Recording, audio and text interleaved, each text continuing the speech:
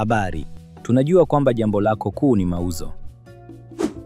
Pengine daima unafikiria jinsi ya kuuza zaidi, kuboresha mikakati yako ya mauzo na kupata wateja wanaonunua zaidi.